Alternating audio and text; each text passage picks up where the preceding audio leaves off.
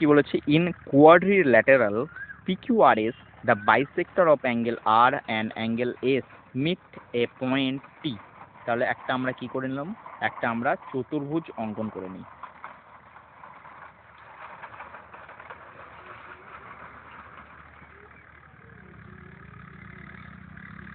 ঠিক আছে, চতুর্ভুজ অঙ্কন করে নিলাম। এবার নামকরণ করে দিই চতুর্ভুজটার, পি কিউ আর এস। আর আর এস এর যে অ্যাঙ্গেল বাইসেক্টর রয়েছে সেটা টি পয়েন্টে গিয়ে মিট করেছে।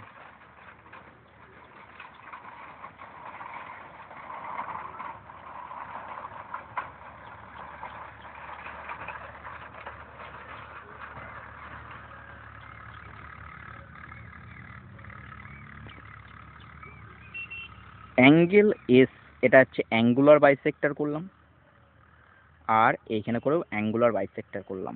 এবার টি পয়েন্টটাকে মিলিত করেছে, নাহলে এই এসটিআর ভ্যালুটা কত রয়েছে, 87.5। এটা কি রয়েছে, 87.5।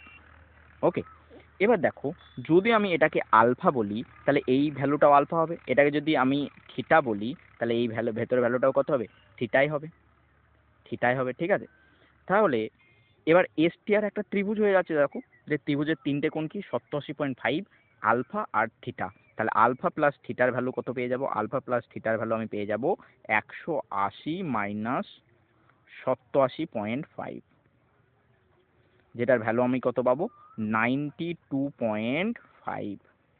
এবার যদি আমি এস আর আর এর এই অ্যাঙ্গেল দুটোর, এস এবং আর অ্যাঙ্গেল দুটোর যদি আমি টোটাল ভ্যালু বলি তাহলে 2 আলফা প্লাস 2 থিটা রয়েছে। তাহলে এটাকে আমাকে কী করতে হবে, আলটিমেটলি 2 দিয়ে গুণ করতে হবে। 2 দিয়ে গুণ করলে আমি পেয়ে যাব কোণ এস প্লাস কোণ আর, সেটা কত হয়ে যাবে, 185 ডিগ্রি।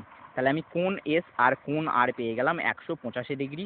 তাহলে কোণ পি এবং কোণ কিউ কত হয়ে যাবে, 360 থেকে যদি আমি 185কে বাদ দিই তাহলে আমাদের পড়ে থাকবে 175, নাহলে পি কিউ এর যোগফল পড়ে যাবে আমাদের 175। এখানে দেখো পি কিউ এর রেশিও বলে দিয়েছে, পি কিউ এর রেশিও কত বলে দিয়েছে, 2:3।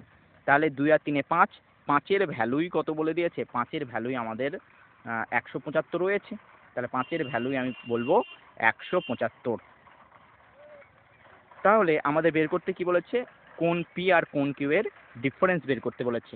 আর ডিফারেন্সটা কত পাচ্ছি, ডিফারেন্সটা পাচ্ছি 1। তাহলে 1-এর ভ্যালু কত হয়ে যাবে, 5 3 15, 5 3 15, 5 5 25। তাহলে 1-এর ভ্যালু আমি পেয়ে যাচ্ছি 35। তাহলে আমাদের অ্যান্সার কত হয়ে যাবে, অ্যান্সার হবে অপশন নাম্বার সি, 35। ধন্যবাদ।